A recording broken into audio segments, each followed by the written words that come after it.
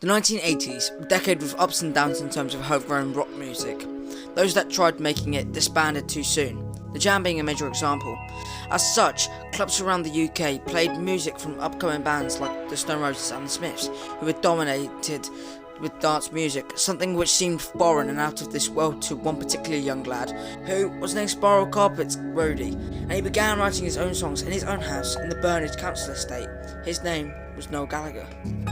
So, as was stated, Noel began writing his own songs whilst being with the Inspirals from 88 to 91 or 92, so we'll be talking about the music from the demo tape titled Noel's Tunes. Now this had a large tracklist full of songs which he would use in two later sketches. Some backstory of why this tape doesn't actually exist nowadays, although a known copy exists. It was recorded sometime in 1988 but was put on auction on the 30th of April 1998, but the bid was too low, being £3,400. It was later reported that it was sold privately with the owner, and the price was unknown. In a 1998 edition of the Record Collector, they go in depth track by track. This was issue number 232, and it was released in December of 1998. Now I can't seem to find the specific edition of the Record Collector, which is an interview with the tape seller, so I'll have to go off the NME's review of every track. So, before we go track by track, the NME said a bit about the tape itself. Noel Gallagher's first known recordings, in the form of a 30-minute demo cassette of 8 songs recorded at home in 1988, is to be auctioned at Christie's in London on April 30th. The tape, entered for auction by a former friend of Noel's, is expected to reach between £4,000 and £6,000. Noel's handwritten lyrics for 2 of the tracks are also for sale and could reach £500 to £1,500. NME heard a copy of the tape at Christie's London offices last week. The overall impression is a songwriter heavily influenced by Teardrop Explodes, the Smiths and the Beatles. There are a number of musical references to the Beatles' White Album and a savage lyricism reminiscent of John Lennon at his most biting, suggesting that the younger Noel was a more sensitive and politicised songwriter than today's Oasis fans might recognise. The sound quality is good, and the songs are characterised by what sounds like a 12-string acoustic guitar, over which an electric guitar picks out melodies. An organ provides simple bass lines. On a number of occasions, Noel can be heard laughing with a friend, who may be Paul Bardsley. At this time, Noel was playing with him in a band, Fantasy Chicken and the Amateurs, though the group never appeared in public. At the end of a song called Have Fun, Noel can be heard laughing and exclaiming, "Awesome and phenomenal." Now on to the main part, which is the NME going track by track on the 9th of February of 1998. The track Wound to Wound is reminiscent of the verses from Do You Know What I Mean? It starts triumphant, stand proud, your head held in the rain, then darkens to, you have to sacrifice pleasure to buy your house. Now on to the track Badge, which is reminiscent of Lennon's I'm So Tired from the White Album. Lyrically very personal and seemingly written from the viewpoint of a successful rock star being asked to put his name to various good causes. You can't explain to your friends your feelings of guilt, as well as highlighting the futility of terrorism. Here's $1 million, go plant a bomb. Here's $1 million, take another mother's son. Did it ever change anything? Show me how. Now revealed on the 17th of September 1995 to The Observer that this song was the first song he ever wrote at the age of 13, saying the best line on the song was, and on your badge says wear a badge. Also in an interview with Q Magazine in February of 1996, Noel talks about the chords that made up the song, although it's possible he's talking about a different song. The interview went like this: allegedly, you wrote almost as soon as you'd learned your third chord. It's a huge leap from copying to creating. Do you remember when it happened? I was in my bedroom, wintertime, and it went G, E minor, C and D. The basic chords, right? And the chorus was, and life goes on, but the world will never change. I must have been smoking too much pot at the time. It was, I don't know, just to see if I could do it. After that, I wrote about 75 songs no one's even heard. Now back to the NME. I Am the Man, musically, it brings to mind Julian Cope's Coley Kibber's birthday from the Word Shut Your Mouth album. Lyrically, Noel was in a self-mocking mood. I am the man all alone who can't take the pressure.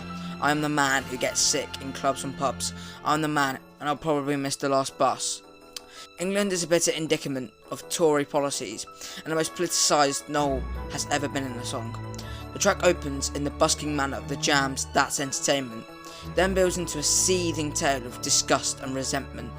Morning breaks over a land where the power is held in the rich man's hand, where the money lies to the south of me, where real freedom will never be. The song continues with the organ that underpins it becoming more prominent until an electric guitar picks out a melody over the top. The song ends, I hope there is an atomic war and a great big bomb bounces through my door, 'cause I won't live to see another day in England. I didn't think so. It's Noel recounting what's been going on in his life since he split with a girl. It breezes along at a fair old pace with an acoustic Spanish guitar solo reminiscent of the Beatles and I Love Her from a Hard Day's Night soundtrack album. The song was also included in his second demo tape, Noel's Songs, under the title What's Been Happening. It is unknown if both recordings have the same chords and lyrics. What's It Got to Do With You is the shortest track on the tape, running at about 2 minutes, again featuring a Spanish style solo, though this time played on an electric guitar. It could be about religion with lyrics such as There is another world that has to be. The song was also included in his second demo tape, Noel's Songs, although it is unknown if both recordings have the same chords and lyrics. No cause for alarm, lots of laughing at the start accompanies a brief snatch of what sounds like a Boston's More Than a Feeling before a fast screeching guitar riff crashes in similar to Travis, Happy. Then everything stops and Noel sings, Hey you, if you're out there in the cold. The song progresses with a multi-layered guitar barrage.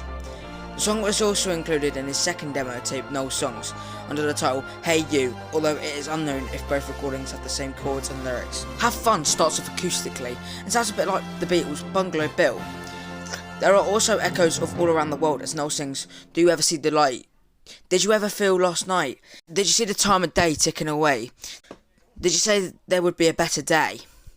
Of all the tracks on the cassette, this is the closest to the songs on Be Here Now. A short clip of the track was broadcast on UK TV on a report on the auction made by Reuters Television on the 30th of April 1998, and which was broadcast on Channel 4's The Big Breakfast and possibly other channels on the same date. The date of the auction. The song was also included in his second demo tape, Noel's Songs, under the title Gotta Have Fun.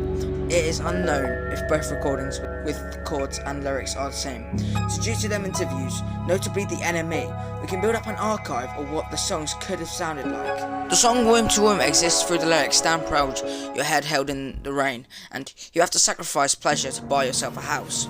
Now Badge, we have a lot of, due to us having a lot of the lyrics, but not just the lyrics, but some of the chords as well. The lyrics go, you can't explain to your friends your feelings of guilt. And here's $1 million, go plant a bomb. Here's $1 million, take another mother's son. Did it ever change anything? Show me how. And Noel's favourite, and on your badge, it says, wear a badge. With the Observer interview giving us more lyrics and chords, which are G, E minor, C, D. And the lyrics are, and life goes on, but the world will never change. He states that he wrote 75 songs, after which we will never probably hear or know what they were, although we can infer some of those were classic Oasis tunes, reformatted and changed over time, such as All Around the World, which was played in the 1992 Boardwalk, which I'll talk about a little bit later. Again, I'm the man. We have some more lyrics. I'm the man, all alone who can't take the pressure. I'm the man who gets sick in clubs and pubs. I'm the man, and I'll probably miss the last bus. England has the lyrics, morning breaks over a land where the power is held in the rich man's hand, where the money lies to the south of me, where real freedom will never be, and I hope there is an atomic war, and a great big bomb bounces from my door, 'cause I won't live to see another day in England. Now here's the one where we know all the chords and lyrics due to it being on his second demo tape. It's I Didn't Think So, aka What's Been Happening, so we'll get to that when we're on Noel's Songs. The rest of the songs on Noel's tunes have songs that also appeared on his demo tape. These included What's It Got to Do With You, No Cause for Alarm, aka Hey You, and Have Fun, although a photo of the lyrics of the original Hey You and Have Fun exists and was auctioned on the 30th of April 1998. Now here's something that actually exists, which is Noel's second tape, Noel's songs. Now, the backstory of how it got rediscovered is in June 2006, this tape was put for sale on eBay, but was later sold privately. Clips from all 5 songs were made available to this site as evidence of the tape's authenticity. The tape was purchased by a consortium of Oasis fans with the explicit agreement that the contents of the tape would be made publicly available and that the tape would later be returned to Noel as a goodwill gesture, as fans weren't sure if an original copy of these songs were held in his archives and did not wish to profit from his unreleased material. This tape was sent to his management company Ignition, who will be mentioned later. Anyways, going back to Noel's songs, the first track is What's It Got to Do With You, which was also featured on the previous demo tape. Now, I know that when I talk about these demos, I'm not a musical expert, so don't get angry at me when I don't break down everything from the beat to every minute detail in the lyrics. The song starts very upbeat, which is a running theme through this demo tape. Now, the iconography of the lyrics is that someone is pushing or harassing, as it's put in the song, the person in the song to give details about a failed relationship.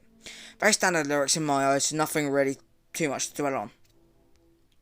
Now let's go to Hey You, which gives me definite I Will Believe vibes with the instrumental piece at the start. Again, we have the same consortium of happy sounding beat running through the song.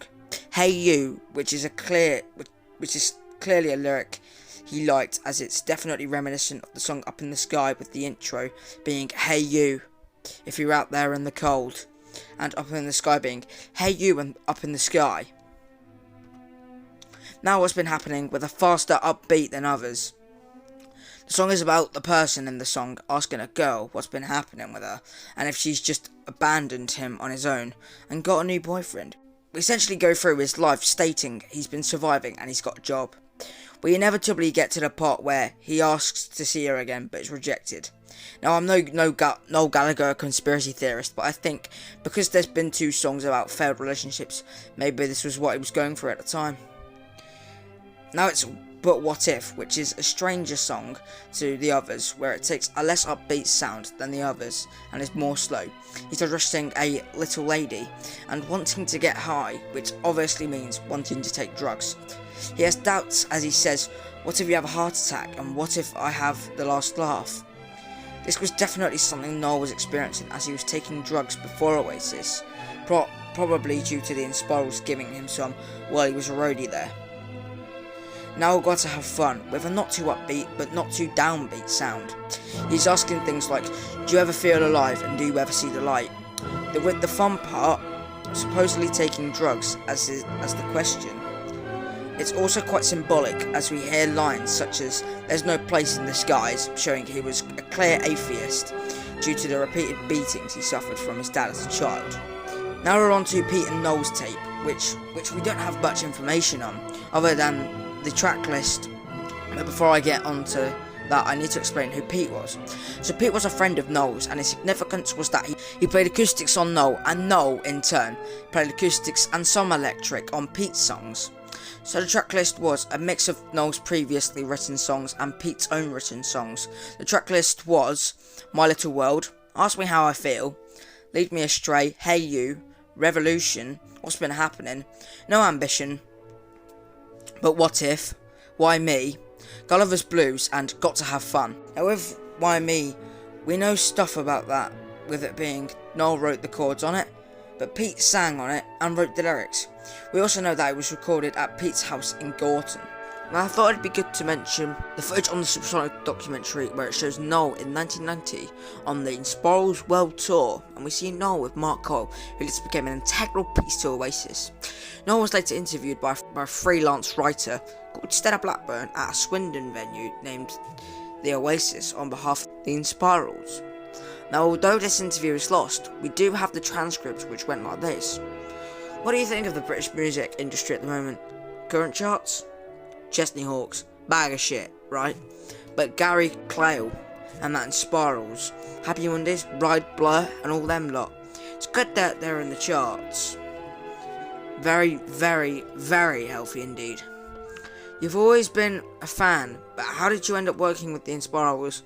When Stephen O left, they said to me, do you want to do a bit of of the singing, because, like, you know, all the songs and that. And I said, yeah, so I auditioned, couldn't sing a fucking note.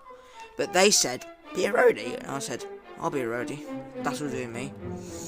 I've been accused of trying to get an Inspirals interview in an underhand way. All I can say to that is, they are the way they are, you know. If I was in the band, I'd do an interview of any cunt. What do you think of the Happy Mondays playing stadiums? The Mondays are trying it now, but they'll find out that it'll be half full. 35,000 people. It's a lot of fucking people, man. It's like saying that everyone that's ever bought one of your records is going to come to your gig. It doesn't happen like that. I mean, like Spike Island, it was hyped in the press as being 40,000 sold out. There's no way there was more than 25,000. You know, I've seen gigs, I can judge how many people are in a fucking field, so there's no point on massive great big gigs outdoors on the fucking side of a hill and being shit. You can't get the sound right, the facilities are shit, you can't get the right support bands. I think you should get rid of Tom Hingley. New Year's resolution. Get rid of Tom. You'd be justified in saying that, and the rest of the band would. If he wasn't such a good singer, this band don't need a Shaun Ryder at the front of the stage. I'd be stood there, it's as simple as that. Tom's a good singer. Maybe he's a knobhead, maybe he pisses people off like you. That's the way it is. All I'm concerned with is what comes out of them speakers at the end of the fucking night. And what goes on to records. What it's all about is the songs anyway, innit? And from the crew point of view, it's all about taking loads of drugs and having a good time. Tom's a top singer. That's all he's paid for being a singer in a band. He's not paid to be a spokesman for the youth. That's Shaun Ryder, who's not a singer. You see that in Happy Mondays interviews and Stone Roses interviews. Do they ever mention the songs? Never. They mention how many drugs they've taken the night before or how they grow up. With Spiral Carpets, there's none of that bullshit about them.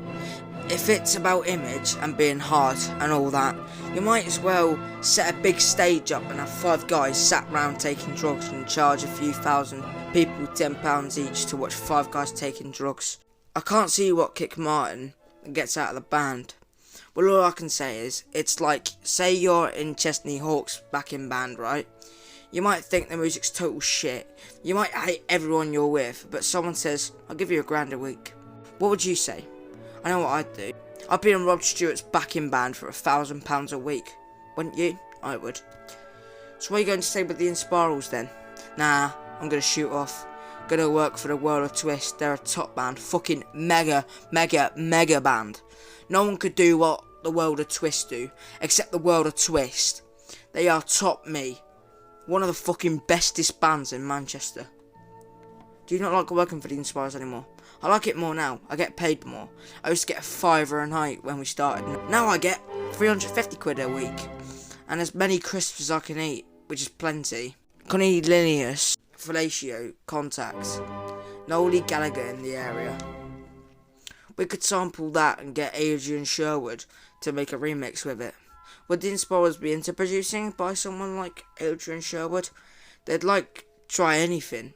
The way I see it, right, is their album today sits at number 5 in the charts. We're all going to have a fucking gold disc on the mantelpiece. It wouldn't matter if that fucking fat bastard there in the green overall had produced it, because the songs would have been the same. And that's what the people vibe off. I could have produced it. It would have been the same, because that's what the people vibe off. A good song. It doesn't matter how it's produced. Classic records. That's what it's all about. Producers, jack shit. They get paid too much. They just sit there. What they do is, there's an engineer who knows all the mathematical, geographical, fucking religious terms like PFL, and the producer just sits there, has a spliff and says, I want to get it to sound like that. I could do it, man. It's about the songs, which are Mermaid. Mermaid is shit, fucking lesbian tune. Skipping and a twirling. Who the fuck goes round fucking skipping and twirling, except lesbians? You know what I mean? Never twirled in my life. Never do ant skipping unless I'm down Hacienda and Mike Pickering's on and I've had a 2.5 eat. Bit skipping going on then. Noel was then sacked as roadie from the Inspirals due to being quote unquote unprofessional. although he could have been sacked as late as 92, which to me seems unlikely. Now we go back to Manchester and the Boardwalk specifically. A little known band is playing their first gig, the lineup being Chris Hutton as the singer, Paul Arthur, nicknamed Bonehead, on guitar, Paul McGuigan, nicknamed Gwigsy, on bass, and a drum machine, with the Slater being replaced by a real drummer named Tony McCarroll.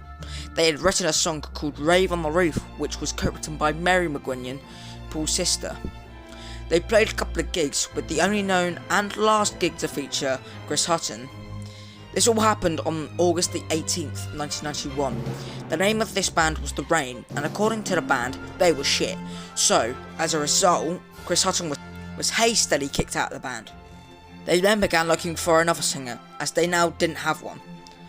That's when they met a guy who really wanted to be a part of a band as a singer. His name was Liam Gallagher. They heard his voice and quickly made him a singer as part of the band. Now Liam made some hasty changes, not liking the name The Rain. He changed it to Oasis as he saw the name Oasis everywhere, to venues and taxis. After this, there is a home video of Paul Gallagher and Peggy Gallagher, with Peggy Gallagher talking to Noel, telling him that Liam's out doing rehearsals. This shocked Noel, as he thought, well, he can't be doing plays and all that, so what is he rehearsing for? Peggy replied, well, he's in a band, you see. Noel is shocked and says, what does he do in this band then? Peggy replied about Liam being the singer of a band. Noel then replies, singer? But he can't sing. Paul then tells him that they sound really fucking good. Then 4 days after their first known gig, Oasis played at the Manchester Boardwalk, supporting Sweet Jesus. They played one of their new songs written by Liam and Bonehead called Take Me, which we hear about later. The rest of the gig, or if they played any other songs, is not known. Some of this gig was shown on the Supersonic documentary. Noel saw this gig and has said that they were really good, and he liked them. The band asked Noel the same night if they wanted to be their manager, because he knew people, but Noel refused, saying, I think you can get a better manager than me. In the meantime, before Noel eventually joined Oasis, although the sleep states that he played rhythm, so he may have joined at this point, although Tony McCarroll has stated in his book, Oasis the Truth, My Life as Oasis's drummer, that the first time they were a five-piece was the Abraham Moss sessions. Anyways, they record some of their own songs at Out of Blue Studio. The way they got to record at a studio was due to Tony McCarroll was a plasterer by trade and agreed to work on the walls in the building in exchange for some recording time, which was reported on the 22nd of October 1991 edition of Uptown magazine. However, McCarroll states in his book that it was negotiated by Bonehead's brother Martin, and that Bonehead, Griggs and Tony had done the plastering work. The tracks finally surfaced in 2014 when the Live at the Boardwalk was sold at auction, and which contained these three tracks along with another previously released 1991 demos. Now I think it's important to note that the track list order is conflicting, with the one I use being on the actual cassette sleeve, but other sources use Reminisce, Take Me and Alice, or Take Me, Reminisce and Alice. The first track they recorded is a song called Alice, a very upbeat sound reminiscent of Noel's demos in many ways. Liam's vocals are very straight and deep. The song is about a girl called Alice, surprise surprise. She's seen playing with her hair and doing silly things. The chorus goes as follows. Yeah, not too much to it, but that's why I love it. Very good early song in my eyes. Now on to Take Me, which is very good, but this first version of the song just isn't the same as the version 2, which we will get onto later. To me, it's loud, which is great, but also means Liam's vocals at this point were pretty good. I think it's important to note that in Oasis's early years, Liam's vocals and mannerisms on stage mimicked Ian Brown as Liam would try to dance on stage like his idol. This didn't work out, and Liam eventually would find his own voice and do his iconic stance Buried in the Noise. Also, the way it sounds in the intro, with it not being as bombastic and crazy as the version 2. Now on to Reminisce. Now the beat feels like Take Me and Alice mixed together, slightly. It's that perfect balance. The vocals are very similar to the two previous songs, obviously, because Liam sang all of them. The lyrics are about taking a break and reminiscing about old times. It's said that the person lives in fear. Very good in my eyes. In my eyes, all three songs set up the eventual sound of Oasis, because even though Noel wrote most of the songs in Oasis, Bonehead, Tony and Gwigsy definitely added to Noel's eventual songs. especially with Alice and Take Me, they're all really good, I rate them all. Now on to the Abraham Moss sessions, sometimes mislabeled as the Stockport demos for Take Me and the Manchester demos for See the Sun. To start with, we have the demo Colour My Life, which is the definitive moment where Noel had definitely joined the band by this point, after Liam had convinced him to go jam with them. Now, it's a crazy 6 minutes, which is long for a demo in my eyes, with the song sounding like that Take Me guitaring and drumming style, with Tony's drumming being top notch. Liam's voice is still very much the same, but the way he actually sings it is bittersweet and somber. Now we get on to the notorious fan favourite Take Me version 2. The song has everything out loud. The lyrics are basically, he wants to be taken by someone, probably a love interest. Lines such as take me when I'm young and true really emphasise this. This is where you can actually hear Liam's voice. Now on to See the Sun, which is very Stone Roses. I noticed it in some songs up until this point, but for especially this one, it gives me She Bags the drums vibes. Liam's vocals again are the same, although it kind of transforms into the chorus, which is strange. Now to me, most of the lyrics are nonsense, but you read a bit deeper into certain lines and you realise it's about if you miss the present, you miss the future. Or I could be completely wrong on that, I don't know. Now let's just talk about the release of these sessions. This was released on the bootlegs of Closet Encounters, Behind the Closed Doors, First Demo Tape, The Untold Story, and The Lost Tapes, with the track list of each being the exact same. Now on to the 4-track demos, which is also sometimes referred to as the Manchester demos. Now first we have Must Be the Music. Now I get very listen up, supersonic kind of vibes from the intro, with that film all out bass blasting through. Liam's vocals are again top notch. The vocals for this 91 era are genuinely one of my favourites from him, like in the top 3 of Liam's voice. Anyways, to the lyrics. They mean that sometimes people say stuff that is totally untrue and that you shouldn't listen to them. The chorus means that music is some sort of escape and helping this person through their times of darkness. Next up, Better Let You Know. This song to me feels dreamy, with Tony's drumming being just insane. Those classic guitars blasting through the whole song. The vocals are about relationship problems, telling someone it's time for them to let them go, and that they're gonna break their heart.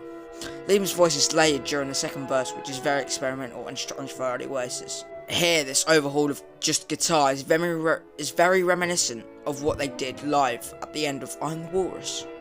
Now Snakebite, it starts with an insane opening of this one instrument, just playing through it, which I really like. Also you get all the tropes classic Tony drumming and deafening guitaring. Unfortunately, this is just an instrumental with this song, being the first Oasis song with Liam doing nothing but just sitting at the side and watching everybody else play. Now all these songs were on the Oasis bootlegs Close Encounters, The Untold Story, The Lost Tapes, Behind Closed Doors, but it only includes Must Be the Music and not the others, The Burnage Years, and First Demo Tape. Now before 92, apparently there's a third version of Take Me, although this is widely believed to just be the Out of the Blue version, with it only featuring on the first demo tape and MTV Unplugged and more. Now on to 1992, with the first thing being a rehearsal known to be 1992, but confection sources do state it was in 93. Anyways, it is known that they played All Around the World, which is the first time we've seen a song that is an actual Oasis song. But unlike the final version, it's only 3 minutes long, with lyrics being different, such as, you know I'm right, so why'd you disagree? Whereas the final version is, you know I'm blind, so why'd you disagree? Also, the na-na part is completely omitted, with only the first verse and the chorus remaining. Only 3 songs were played, with All Around the World, Columbia, and I Am the Walrus, with footage of Noel playing the opening riff to Sally Cinnamon by the Stone Roses. In an interview with Matt Whitecross, who directed the Supersonic movie, he states that all 3 exist. There was one song with no audio, which was completely useless.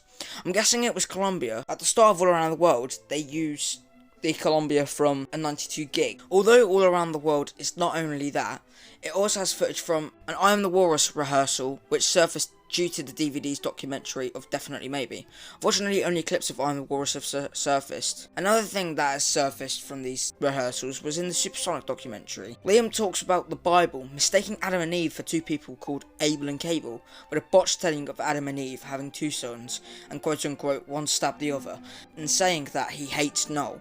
It is bittersweet really, as Noel says, I don't hate him, I love him, seeing as we know what we know now is very depressing. Anyways, now on to the first with actual full songs existing is the 14th January gig at the Manchester Boardwalk supporting Sweet Jesus, which with a gig as old as this is very good for the quality. 10 out of 10 audio compared to the others. Now this gig has sometimes been misconceived as the Club 57 gig, which I'll get onto later.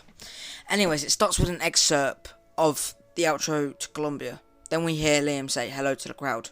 No, but seriously, Take Me, which sounds to me like the first version of the song done live. Now, I've already stated my opinions on Take Me version 1, but this version is very good, nothing bad at all. The guitar is fine, and Liam's vocals are top notch as usual. The next song must be The Music, which, like the last song, is very good playing from everyone, and the vocals are still so good. This gig is not too groundbreaking, but shows the musical ability of them at that point. Now we have Life in Vain, which is a shift from Must Be the Music, but there's something about this live as well, which I find better than the studio version, and I can't put my finger on why. Now on to I Will Show You, and what is there that I haven't already said. It's a very good gig, full of blasting guitars and projection of Liam's voice. Do I even need to say anything for better let you know? I recommend listening to the gig, and you'll see what I mean.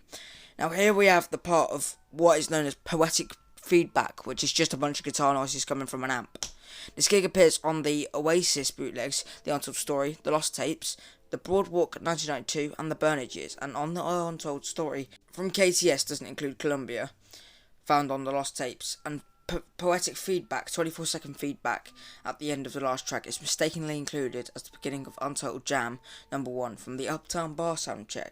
Now we have a lost gig which took place at Startford Polytechnic on the 19th of April 1992, supporting the Yayas. The setlist and details of this gig are not known, but if you have any information, please do contact me. Another lost gig at the Hippodrome on the 20th of April 1992. Again, the setlist and details of this gig are not known, but if you have any information, please do contact me. Now we have the Club 57 gig, which has left me scratching my head a lot. I believe it's lost, and the Take Me named Club 57 is the one from Manchester Boardwalk, but genuinely I have no clue. If you do know whether that is it or another gig, let me know. Now we have the Boardwalk gig on July 19th. Again, more conflicting reports with sources saying that one recording is this gig, but others say it's another Boardwalk gig on the 5th January 1993, so I have no clue. Anyways, I'm still going to look at it, still going to look into this gig due to it only being one song, that song being Cloudburst. Not saying this is the definite date, just that this is the date that I'll be saying it is. You can actually hear the audience in this one, with this recording actually being an audience recording instead of a master tape recorded by the band like 15th of January. Like usual, everything's very good from this performance, so nothing really too much to dwell on. This performance appeared on the Under the Boardwalk bootleg. Next is the performance on the Blackpool Roadshow on July 18th of 1992, which exists, but only in an audio form. Now the version of Take Me was a different version of Take Me as a backing track, with 2 backing tracks being sent in by Bonehead. Only Take Me has ever surfaced, and it took over 20 years.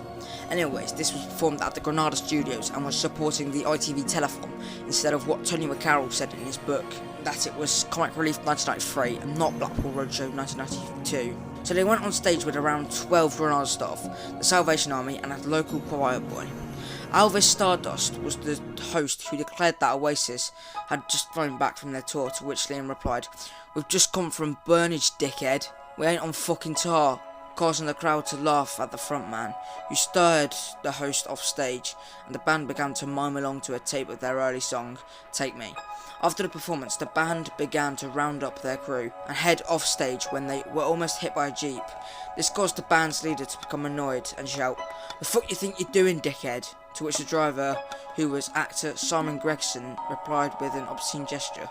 Upon seeing this, Liam ran up to the car, which was stopped at the gate to his studio. The security guard opened the gate at the last minute. All of this, according to McCarroll, was recorded on the footage, as he says that the guard was watching this replay on his little TV screen. Apart from 2 pictures taken by Paul's sister, no footage from this event that was filmed has ever been released. The tape was sold in the early 2000s by EIL. Then around 20 years later it showed up on the Dave Berry Breakfast Show, with Take Me recording being played. Unfortunately through it has the Dave Berry Breakfast Show call out, but still cool that it was found over 20 years after the fact. After it was aired on the Dave Berry Breakfast Show, it was subsequently uploaded to YouTube for the whole world to listen.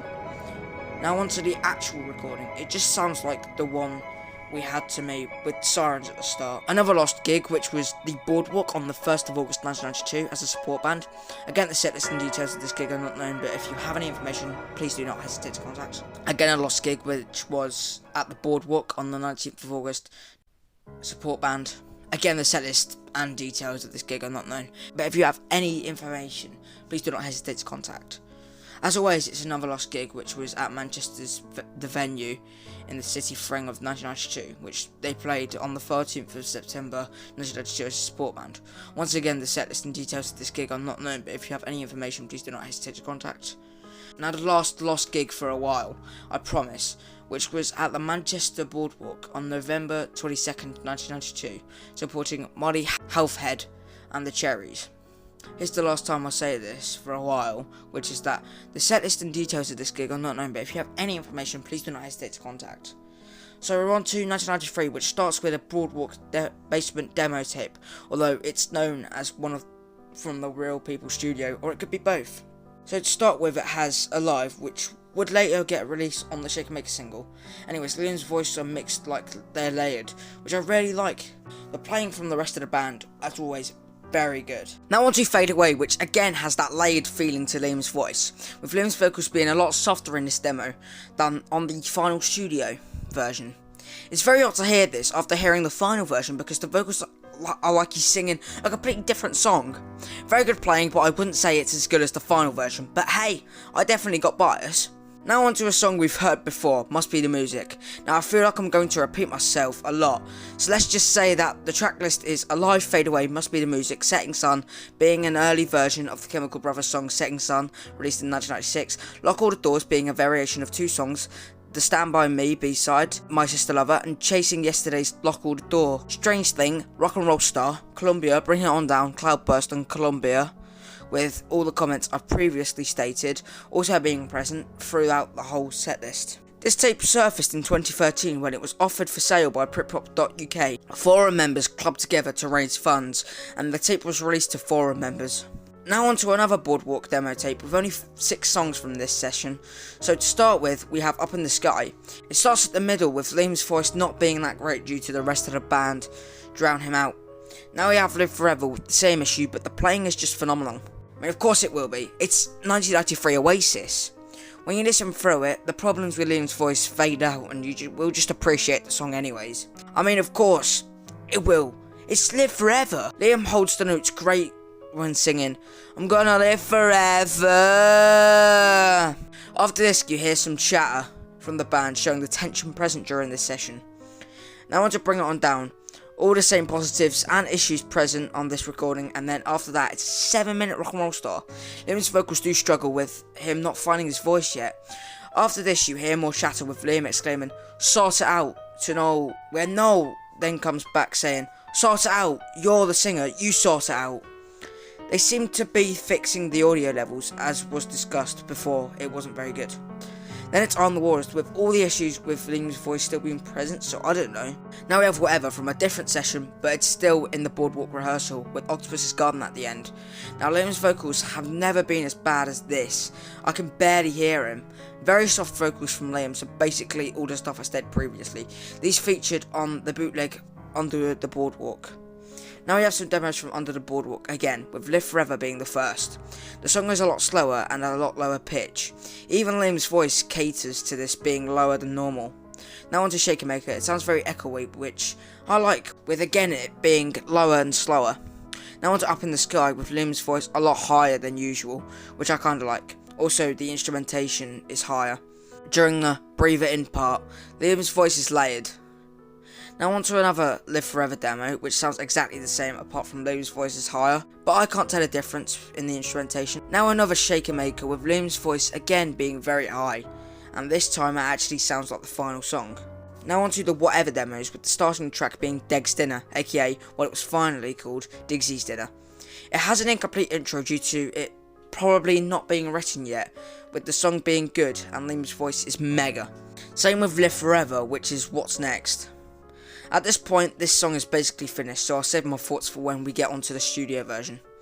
Then it's Inside Me, which was later titled Up in the Sky. The intro riff doesn't sound the same, with it being a lot lower in pitch. Not only the opening riff, but it seems as if the whole song is lower. Now I don't know if it's just me, but Liam's voice does get drowned out by the others, but Liam's vocals are quite soft, so that could be why. Now we're on to Spaceman, later titled Do You Wanna Be a Spaceman. It's literally the exact same as the studio, so I'll save my thoughts for later. Now on to Whatever is definitely a lot higher in tone, with Liam's voice being strange. I've never heard his vocals as soft as they are in this Whatever demo. This Whatever misses out the line, whatever you do, whatever you say. Now on to Alive sounds similar to what is on the Shaker Maker single, so I'll speak about it then. By the way, before you correct me, yes I know it's not the same. Now on to Cloudburst, which is very good. Liam's vocals are top notch, the playing is top notch, so good. Now on to Bring On Down, which is a bit slower and definitely lower somehow. I didn't think Bring On Down could get any lower. Liam's voice is soft, with it also being layered. There's a gap where he sings A Soul in My Shoe, strangely enough. Now on to Rock and Roll Star, which, like usual, is a lot higher, and also, like usual, Liam's voice is high and layered. These songs apparently come from these sessions. Deg's Dinner, Loco Studios, September 1993. Live Forever, Local Studios, September 1993. Inside Me, Real People Sessions, 1993. Spaceman, Mark Coy's Home Studio, 1993. Whatever, Unconfirmed Studio, possibly Real People Studio, 1993. Alive, Real People Sessions, 1993. Cloudburst, Real People Sessions, 1993, Bring It On Down, Real People Sessions, 1993, and Rock and Roll Star, Real People Sessions, 1993. These recordings were given out in 93 and 94 in the form of tape, and digitised by a person named Mick Dude. Now on to some more from Mick Dude, definitely maybe demos. We start with Digsy's Dinner, with the intro being very high and cheerful, with Liam's vocals fitting perfectly. The intro is actually finished in this version as well, unlike the Whatever demo. Now on to Live Forever, which is slow and low, like the other versions we've heard. Liam's vocals are like this as well. It's very similar to the ones we heard on Under the Boardwalk. Now Shaker Maker, which is higher once again, but I think it really fits the song. A really good demo, I say, as it perfectly encapsulates what Oasis would sound like. Liam at this point has found his definitely maybe voice, especially the way he holds notes. Then on to Supersonic, which is just amazing. Genuinely, I can't hear a difference from this in the studio version. The only difference for me was the quality being quite bad. Liam's voice and the rest of the band are just on it, and at this point they're just trying to get their album released. Supersonic was written in a single day at Pink Museum Studios, now known as the Motor Museum, in Liverpool on 19th of December 1993. Guitarist Noel Gallagher claims that he wrote the song in half an hour, while his studio colleagues were taking a break from recording to eat a Chinese meal. Rather than joining them, Noel remained in the studio's back room working on his guitar riff, and finished writing before they returned.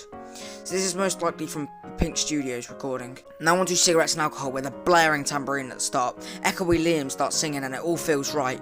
The way he holds You Gotta Make It Happen is just amazing. Now on to Married with Children, with its calm, soothing, but yet somehow still rock and roll sound. Now I know I don't say much track by track, but I'm saving it for their official release. Now on to Columbia, which is definitely like the white label version, rather than the final studio, with the samples being present.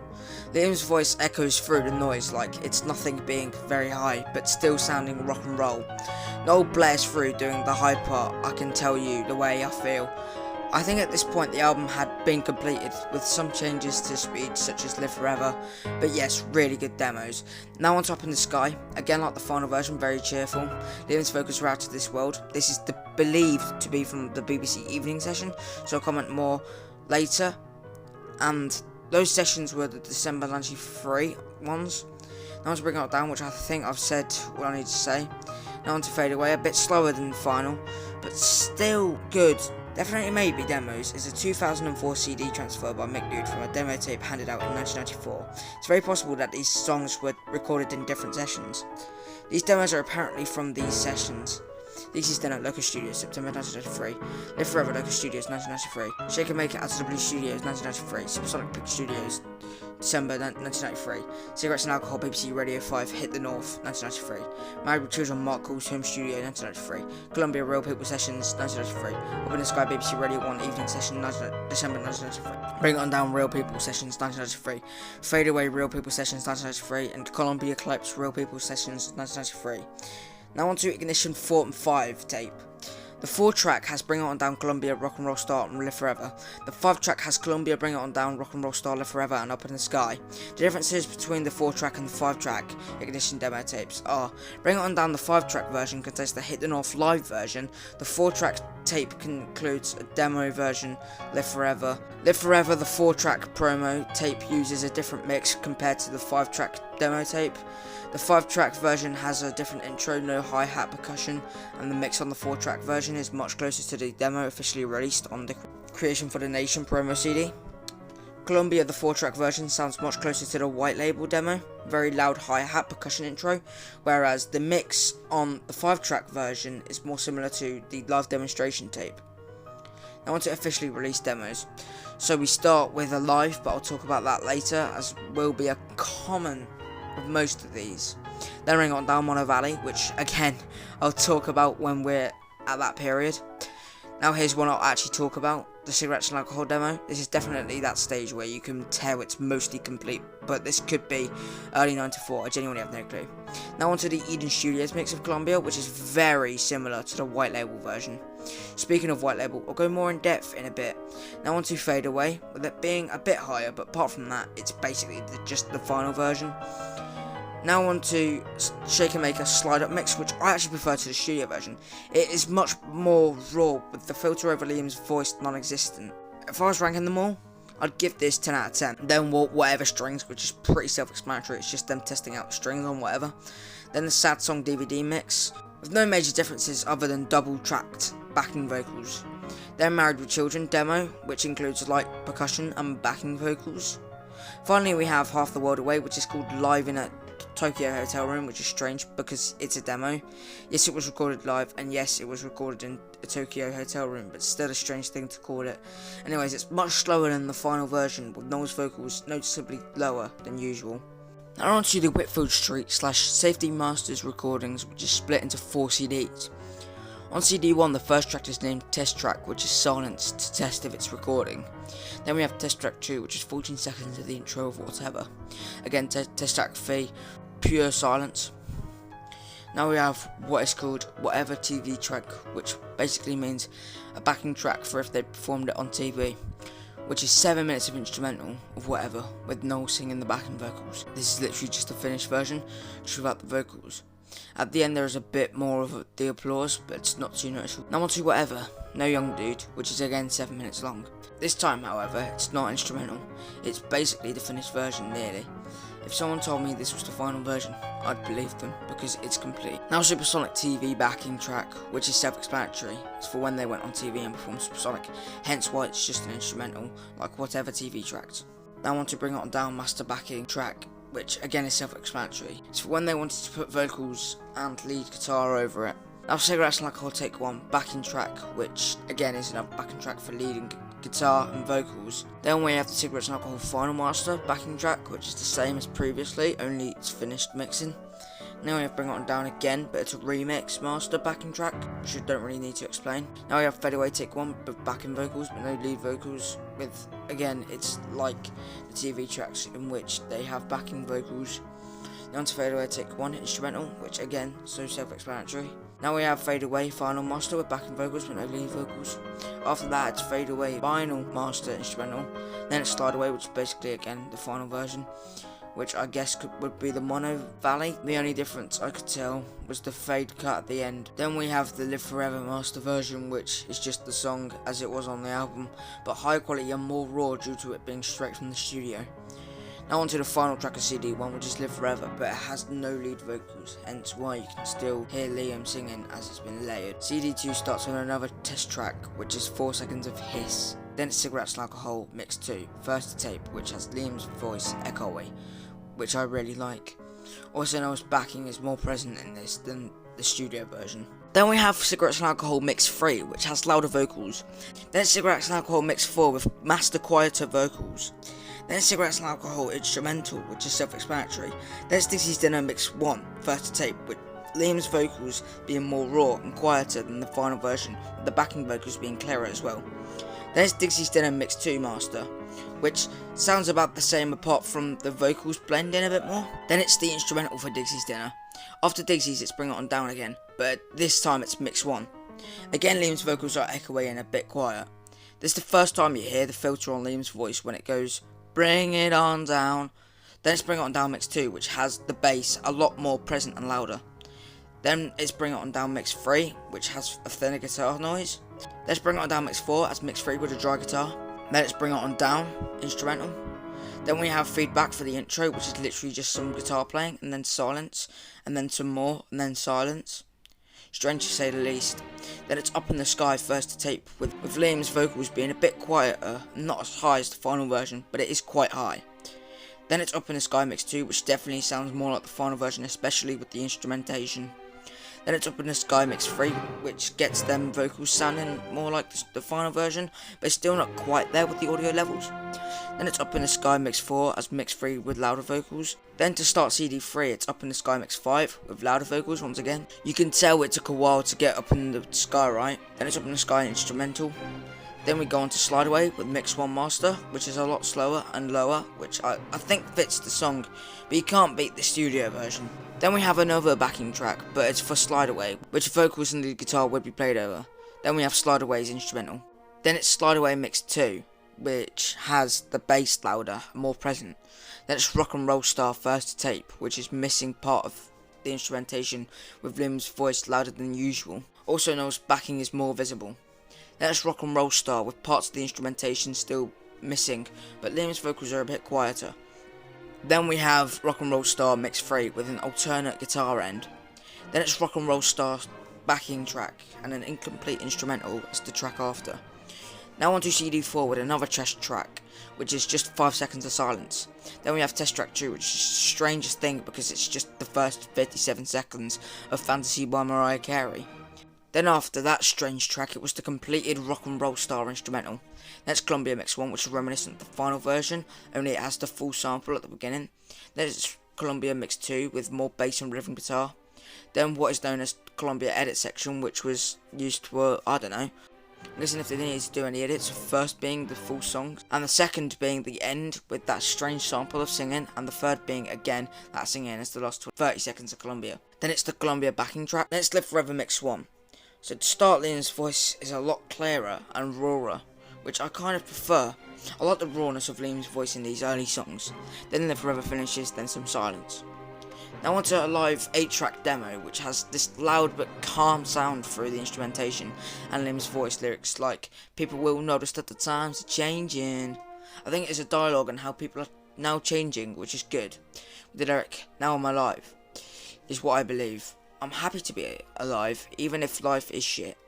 This appeared on the Shaker Maker single as a B-side. Then we have another demo which appeared as a B-side, which is Columbia White Label. This is very similar to the other demos we've heard in the safety copy of Masters Columbia's. It also makes each sample more present. This was released in limited quantities with 510 of the original White Label release. It aired on Radio 1 a couple of times during its release, but it finally got released on the Supersonic single, The Definitely Maybe Chasing the Sun reissue, and also the compilation album Manchester North of England. Now back to the lost gigs with Manchester Boardwalk on January 5th, which could be the July 14th 1992 gig at the Boardwalk. They were supporting the Essence. Then on March 1st they did a gig at Le Batteur in Liverpool. Now on to the live demonstration. To start off we have Cloudburst with a very loud opening. What a top-notch version of Cloudburst with the instrumentation and vocals not losing it. Perfectly mixed. As you can tell, I've run out of things to say for these demos. Then it's Columbia, which I'm bored of talking about, so just remember what I said last time. That's what I'd say this time.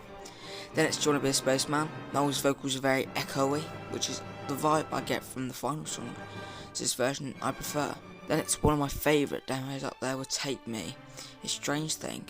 The intro blares loud with a very rock and roll sound, with lyrics such as, you should open up your eyes, look to the future. and you don't get what you need. Life is a strange thing. Showing the doubt from Noel if he was going to be big as he dreamed. Then it's Bring It On Down.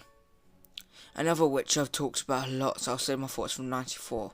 Same with the next three, being Married with Children, Fade Away and Rock and Roll Star. This was released in limited quantities, once again being handed out to people. It was subsequently re-released in 2014, as that was the 20-year anniversary of Definitely Maybe.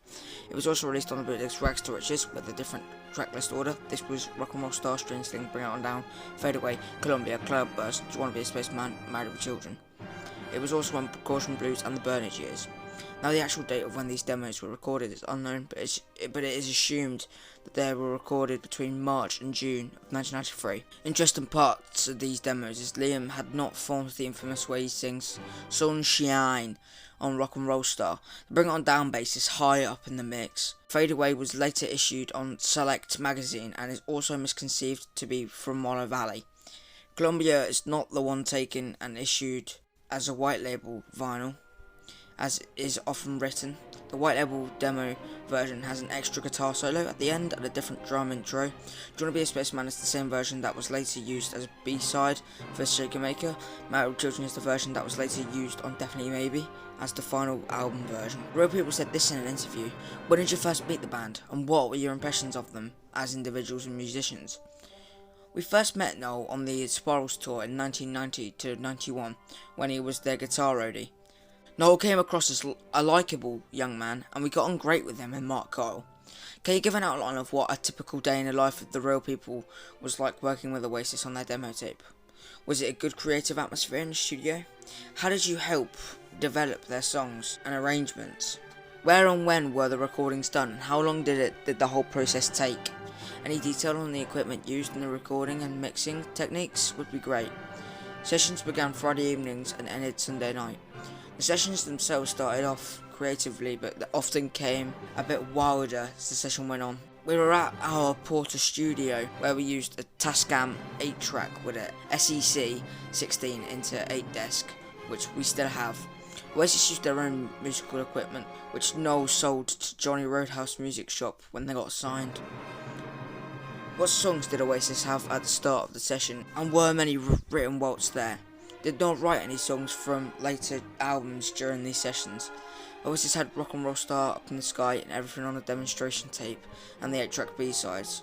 They came up with Columbia and Whatever whilst here with us. What records were the band listening to at the time? Were there any particular tracks or albums they used as a reference for the kind of sounds they were going for? We most listened to Slade during this period, with a bit of Buzzcocks too. I understand Columbia started out as an instrumental. Can you describe how it developed from this into the finished song? Am I right in thinking Chris co-wrote some of the lyrics with Liam? Chris helped with the melody and lyrics for the verses, as Columbia was an instrumental at that point. Chris swapped demos with Liam and Noel at the time, which influenced some of their future songs such as Rockin' Chair and others. The demo and an early studio mix with Columbia feature 3 samples, only the first of which is retained in the album version. Do you remember how the following samples came to be used in the song and where each of them was sampled from? They certainly help give the demo a more psychedelic feel than the later versions. 2 of the samples were taken off CDs I had, and the other was Tony Benn recorded live off the radio. The demo and both studio versions of Columbia feature backing vocals which sound quite different from either Liam or Noel. Were these sung by either Chris or Tony? Yes, we both sang backing vocals and played piano and helped with string arrangements or whatever. You mentioned in an earlier interview that you recorded about 20 songs with Oasis, from which those heard on the live demonstration cassette were selected. Can you say what the other songs were, and do you still have the master tapes for these? What formats were the Oasis demos recorded on and mixed down to? Yes, the live demonstration tape, 8-track B-sides, and some others whose titles we forgot. Some of the B-sides on the early Oasis singles, such as Alive, Do You Wanna Be a Spaceman, were demos. Were they always planned to be B-sides, or were they intended for either live demonstration or Definitely Maybe? They were intended as demos. Some tracks from Definitely Maybe weren't on live demonstration, like Shaker Maker. Can you say where and when this early version of the song was recorded, and whether Tony sings backing vocals on it? Don't know, but we think it was done later. Did you also produce the demos of Live Forever, Up in the Sky, Dixie's Dinner, Cigarettes and Alcohol and whatever? If so, what are your memories of the recording sessions, and where and when were they recorded? We helped with Whatever, Up in the Sky and Rock and Roll Star. What are your memories of the session at the Pink Museum Studios in which Supersonic was recorded? Some sources claim the original plan was to record a version of Bringing It On Down for release as a single, but engineer Dave Scott remembers the session was in fact booked to record B-sides, I Will Believe and Take Me Away. Dave Scott is right, but we made them record Supersonic after hearing them jam it during the day. Noel has said in interviews that he was happier with the sound of the demos than with the unreleased version of Definitely Maybe, recorded at Mono Valley Studios with Dave Batchelor. Did you hear these tapes? And if so, what did you think of them? How did the sound differ compared to the released version? You thought Oasis preferred the 8-track versions to the unreleased version? Tony McCarroll notes in his book that having successfully re-recorded the album at Sawmill Studios, the only track remaining to be completed was Bring It On Down. Apparently there was a problem with the drumming on this track, which was then redone at Eden Studios. What do you remember of that session? When the Reillys visited the studio, Tony McCarroll was having trouble with Noel regarding the drums. I think they had a session drummer there. We had our drummer there, Tony Elson. Noel left the room and Tony McCarroll redid the take, and then we told Noel it was Tony Elson who had done it. Noel accepted the take. When did you first hear the finished album, and did you think at the time that it would come to be regarded as a classic? We heard it at the same time as everyone else and knew it was a classic. We were very proud to have been a part of it, not just musically, but because it went on to become part of history. Now we have some more lost gigs, with the first being at the Crazy House in Liverpool on April 1st, and the second is at the Manchester Boardwalk on 1st of May. Now on to one of the most infamous gigs Oasis ever did. This is of course the gig at King Tut's Wawa Hut on May the 31st. They played 4 songs: Rock and Roll Star, Bring It On Down, Up in the Sky and I'm the Walrus. Alan McGee was present at this gig, who was the owner of Creation Records. He heard Oasis and contemplated signing them due to him being drunk, but after being told by his sister that they were good and that he should sign them, he immediately did. Unfortunately, only clips of Bring It On Down and Up in the Sky is found, but it is known the whole gig exists as it was filmed by a Japanese tourist. The clips are from Mad For It, Liquid Assets and Oasis Supersonic, and the excerpts also appeared on the bootlegs Rare Live 93 to 97 and the Burnage Years. Then 3 more lost gigs, with them playing at the University of Manchester on June 31st, supporting Dodgy. Then it was at the Manchester Boardwalk on the 3rd of July, and finally Lebatta sometime during July 93. Then August 11th is the date they did their first radio appearance, and it is recorded on BBC Radio 5 during Hit the North. I'll talk more in depth when I get onto its actual broadcast date. Then we have a sad song with Liam on vocals. I prefer it to the final version with Noel, to be honest. Didn't know where else to put this, so I just placed it here. Then we have another 2 lost gigs, which took place on the 11th of September at the Duchess of York in Leeds, and then at the Canal Cafe Bar during the In the City. It happened on 14th of September. The day after, on the 15th of September, was when their appearance on Hit the North was broadcast. We have Bring It On Down, which is easily identifiable due to Liam saying, "Good evening Great Britain, hello." Very good version of Bring It On Down, with Liam's vocals being brilliant. Then we have what is known as Pause of Studio Chatter, which is literally just the band members' studio talk to one another. This goes on for 1 minute 2 seconds. Then we have the I Will Believe, which is actually the one that appeared on the Supersonic single, so I'll save it until then. Then we have what is known as Interview. Here's what I put down for the transcript. As the interviewer, it's hard to hear in parts. We say who we are. Go on then. He certainly is. And this is Noel. Noel, how are you? Sound, how are you? Alright, I've got a few questions for you. How are you, Diddley? I'm Diddley do. Can you tell us about yourselves? Well, we just recruited Mick Robinson, who you just heard in the end of that tune there. You know? Well, we sort of dug him out, you know. What I mean, we went down like Summer Cemetery, where he's buried and all that, got a shovel out and that, and dug him out. Basically, he stinks of it, like Peter Hook. How could we? Asked. What's that about you getting signed to Creation? Can you tell us about that? Because apparently, well, I'm going to tell you, but apparently Alan McGee saw you in a club and signed you, is that right? Don't believe the hype. Yeah, it's right. No, he did, yeah, he was. Like, he was doing some gig with one of their bands, and we sort of did 4 songs, and he was there, and there was like 7 people, I think. and he was two of them. So we sort of came off stage, and he grabbed hold of us and said, "I want to sign you." So we signed us there and then on the spot. No, he was fat. No, he wasn't drunk because he didn't have any leather pants on, so unlucky. And I know him, he knows me as well, but he won't know me until he sees me. Yeah, of course it is, yeah. Well, we were gonna sign we were gonna sign a 24 album deal, but we didn't have the time. See you in a bit, okay. Now on to Dizzy's Dinner, which is very good. Much lighter than the final version in terms of instrumentation. Yes, I think it's very good. Then on to Cigarettes and Alcohol, which is definitely a tiny bit lighter than the final version. Then finally it's Rock and Roll Star, but again the instrumentation being strangely different, but I think that's because of the instruments they were using for that session, and then as a result Liam turned it down. I have no clue.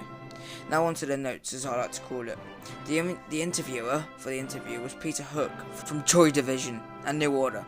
It appeared on the bootlegs Bite of the Apple, Do You Feel the Daydream, Off Air Master, Small Faces Edit / Remaster 2021. The only one including the pause and the interview is the Off Air Master because it's the master tape. Officially credited to an in-studio recording of November 8th, 1993 on Bite of the Apple, the mystery of this session was sold in 2011 when an Ignition Off Air Master cassette was sold on eBay for 250 quid and an audio transfer shared to Oasis forums. Now a lot of lost gigs with the University of Manchester on October 7th supporting Liz Phair. Then it's again the University of Manchester on October 14th supporting the Milltown Brothers. Then it's the University of Kiel on October 27th supporting the BMX Bandits. Then it's the University of Sheffield on October 28th supporting the BMX Bandits. Then it's the Warehouse in Derby on November 1st supporting the BMX Bandits. Then it's Wolfram Hall in Wolverhampton on November 3rd supporting the BMX Bandits. Then November 4th at the Powerhouse in London. Then the University of Sheffield again on November 28th supporting CNN, although this gig is also known as taking the place at the Lead Mill. Now it's them on Signal Radio, and the first thing is Live Forever with the Boo Radleys alongside them as well. Slap Hair, as he's called, is being announced as the singer, but it is declared that at least Noel is playing. Anyways, in terms of this version of the song, it's nothing outlandish apart from the fact a whole different band is playing alongside it. Then it's Slide Away with its first ever time being played. The DJ is heard in the intro saying, "Here's Noel on his little guitar," and this version of Slide Away is just very good, even if it is just Noel on acoustic. His vocals are genuinely top notch, probably some of the best on Slide Away. Obviously it's played on acoustic as stated, so it's not as rock and roll as the studio version, but I like it like that. It's like rocking chair acoustic, which works both rock and roll mental and calm. Now some more lost gigs at the Birmingham Institute on December 1st, supporting St Etienne. Then it's at the Plaza in Glasgow on December 2nd, supporting St Etienne. Then it's Warwick University on December 4th. Then it's Wolfram Hall at Wolverhampton on December 8th, supporting the Verve. Then it's at the University of Manchester on December 9th, supporting the Verve. Then it's at the Cat House in Glasgow on December 10th, supporting the Verve. Then it's live at the Mill in Preston on December 11th, supporting the Verve. Then it's live at the Riverside in Newcastle on December 13th, supporting the Verve. Then it's live at the King's Hall in Bradford on December 14th, supporting the Verve. Finally, it's live at the Crazy House on December 16th, supporting the Real People. Now on to the BBC One evening session at Maida Vale Studios on December 22nd. To start with, we have a similar sounding Sigs and Alk to the Hit the North sessions, especially with Liam's vocals. Same sort of thing with the rest of the set list, which is Shake and Make a Bring It On Down and Up in the Sky. This was on the bootleg's 1994 live tape, A Year in a Life, Undrugged, Only Up in the Sky. Glasgow, Cat House with No Up in the Sky. BBC transcription disc, The Mix, a rebroadcast on BBC 6 Music in 2007 with No Up in the Sky, a rebroadcast on the 8th June 1994 with No Up in the Sky, and a rebroadcast on DAB in April 13th of 2008. The night before the recording, Noel had met Bobby Gillespie and Robert Throb, young of Primal Scream, and had embarked on an all-night drinking spree. The following morning, Noel was the worst for wear under the control desk when the BBC engineer arrived, but still managed to crank out an excellent session. Most broadcasts include some kind of fade in, out, or DJ voiceover, apart from BBC transcription disc The Mix 25, which is a pre-FM soundboard source intended for a radio broadcast. So now we come to basically what is the essential end of this over an hour long video. So here I'm going to mention some stuff I forgot about, but remembered whilst editing.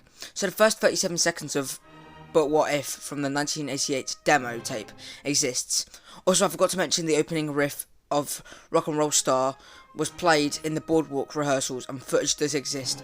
Footage is taken from Liquid Assets and There We Were, Now Here We Are, and the Burnage years. So, that's a thank you from me, and I'll see you in 94.